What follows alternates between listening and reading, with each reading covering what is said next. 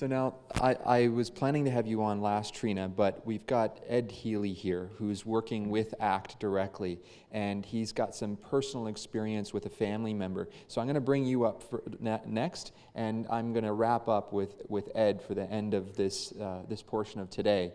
Now, Dr. Trina Ghauri here, she's loves helping people move through challenges and open to possibilities that create great life experiences. I feel a trend happening, positive thinking here. Everybody's going to walk out with huge smiles and go viral with smiling. That's why she's known as a human experientialist. She has the innate ability to see the unique connection between people, places, and things at a very deep level. She holds a doctorate in clinical hypnotherapy and has dedicated decades of research and field experience into the mind, specifically the subconscious, and what makes people tick. The journey led to the acceptance of her childhood gift of intuition and the realization that many elements such as energy and spiritual connection were necessary to elevate one's life journey. The result is that Trina has a holistic view of health and well-being that empowers people with various modalities to gain better understanding of themselves and the power they have to heal and create happiness in their lives, regardless of circumstances. Her perspective assists the understanding how spirit, mind, and body work together for a greater healing. Her warm and enlightening way of working with people, coupled with her innate ability to truly see who people are, makes it easier for them to open up and share, making progress toward their desired outcomes inevitable. Trina is also a prolific writer, intuitive healer, world photographer, and lover of love, who believes in embracing the world one act of love at a time. Trina's dream is to leave a legacy of loving possibility, the space for people to open up to live in the fullness of life with delight. Thank you very much, Trina. I got tingles from that. And one of my master plans here with Trina was I saw her as the ability of sort of threading everybody together and tying you all together from a holistic perspective of the big scheme here, that it's all these parts working together in a natural, organic, loving harmony that is going to empower humanity to really unlock and unleash their endless potential in terms of recovery and well-being. So with your first question here, with modalities such as energy, homeopathy, and allopathic methods, etc., how can one harness the power of the mind to ensure greater impact of these therapies? Okay, so we've heard so many amazing methods and ways and philosophies and beliefs and ways that can support healing, not only when we have a traumatic brain injury, but also just through life. One of the stumbling blocks or challenges to all of that can be if we really don't believe it in our minds. So, if we have that block, we hear about these great things, it's like, you know what, it worked for Daniel, but it's not gonna work for me. I've heard Justin's story, but no, you know what, my whole life, I've had this problem, that problem, nothing goes my way. If we have those types of beliefs, they're going to act as a wall for us to push up against. So the first thing that we actually want to do is make sure that we can believe, that we can open to that possibility. And as Daniel said, you open to what you can see, what you can conceive, and when you get there, the next step is going to open up. And if for you in that day, it might just be, you know what, today I got out of bed. And that was a huge accomplishment. Today, I'm going to get out of bed. For somebody else, it might be, you know what? I'm not walking today, and the doctors are saying I'm never going to walk. I see the way my family comes in, and they look at me with this pity. But you know what? I'm going to walk one day. And you keep that in your mind. So it's about changing the expectations of the doubts, of the fears, of the diagnosis, whatever it is, it's about changing the expectations of having that to expecting what you want and changing the evidence of the past to expecting something new and something different. Because when you incorporate other modalities and just who we are, like it's from spirit and that energy, anything truly is possible. What can people do along their journey to best incorporate the suggestions shared today when the road begins to feel long and slow?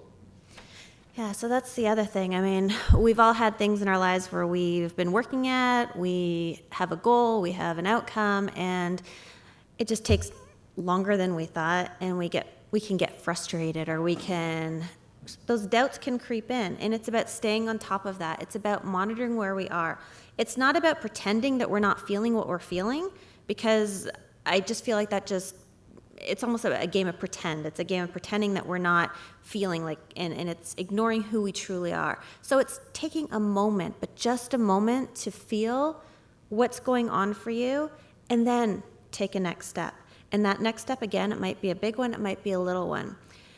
One of the beauties with hypnosis, and Tara mentioned self-hypnosis, is that when we do our visualizations about where we want to be, how we want to heal, how we want to garner that strength or that physical capacity, our conscious mind can start going, yeah, but. And so we have those visualizations, but if those roadblocks are coming up from the conscious mind or the subconscious mind, that can interrupt our patterns of where we want to go. The beauty with hypnosis is that it actually suspends that critical faculty that says, no, you won't. Nope, the doctor says this. And instead it allows us to be in this beautiful, comforting space of relaxation, in this space where that conscious mind can go off and do whatever it's doing for a while we can just sort of settle in and go on that journey and imagine where we want to be and all of the deliciousness that comes with it and all of the things that we want to do, that we can do, that we will do, that we must do. And we can really feel it with all of our senses. And that's key, is to be able to incorporate as much of what we were given to get to where we want to go. So visualize it, see it, feel it, figure out what are there going to be smells that come with it. Am I going to be pouring with sweat because I'm riding a bike across Canada? I mean, what are those things? And just really get into it and make it juicy and make it alive, because the brain actually doesn't know what's real and what isn't real. So we might as well make up something really, really good and play with it. 25, I'm perfect I body. thought you were 24. I love it. We've heard about how mindset is important in recovery. Could you share with us a little about what you call the heart set?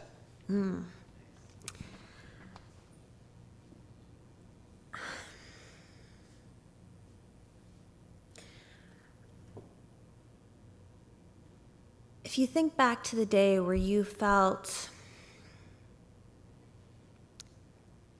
I don't know, just the most touched and moved by something in your life, by some experience in a positive, loving, just total embracing way. In that moment, it's like all those fears just melt away. All those doubts they sit on the shelf for a while. Those frustrations, all of that stuff just sort of disappears in that moment of pure embrace, of that pure love in that heart space. We heard how one of the benefits that people have when they have a loving and supporting family to help them through these situations, to help them through and to help them in the recovery, that their chances are higher. But what if we could be that family for people who don't have families? What if we could be that family for people whose families might think differently than what we're doing? What if we could be that family for ourselves, in that really just being and supporting and loving? In my life and in my work, I've trained in so many different modalities and methods and tools and, this and that, and they're all great and they all have their place. What I've realized personally and professionally is, like Roger shared, what makes the most difference in anything in life, healing, recovery, getting through a day, changing something in our world, it's truly being seen for who we are. When we pretend to be someone we're not, we send the message that we are not enough. And when we have some sort of injury, some sort of difference happen in our life that changes who we thought we were. That's why that's why we have challenges with mental health and depression, because suddenly who we appeared to be, we can't do that anymore. I can't fake it. If I can't walk, if I can't, in this moment, do something that I once pretended to do or I once did, who am I now? And one thing that I really, really want to share is everything happens for a greater good, for a greater purpose. And we've all heard that. But if we can really take it on and embrace that. Daniel, I don't know what you had planned for your life before, and I'm sure it was wonderful and fantastic, but I'm sure it was different in some way. But through your experience, you were able to dig deep, and you were able to connect, and you were able to pull something out from somewhere that gave you a whole new definition of who you were, and it taught you who you truly were outside of all those definitions. So to really go inside, and whatever changes are occurring, to take it as an opportunity to say, who am I really? And also to look out at the people around you and say, who are you really? And I'm not talking about, well, I'm a person that's wearing this sweater today, or I'm a doctor, or I'm a teacher, or I do this, or I love to do that. No, I'm talking about that purity, that energy, that spark of creation that birthed you onto the planet. That. See that when you look in the mirror. See that when you look at another person. That's what's going to wrap it all together in that loving embrace, in that heart space. Yeah,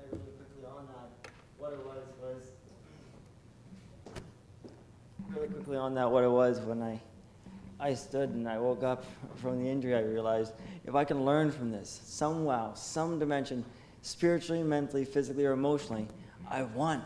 If I can learn something from this, I won. And that allowed me to become even greater and bigger and stronger and more powerful than I was before, because now I'm taking it on, and I've experienced it myself, not just read it theoretically on how to make this happen, how to heal, and how to grow and expand.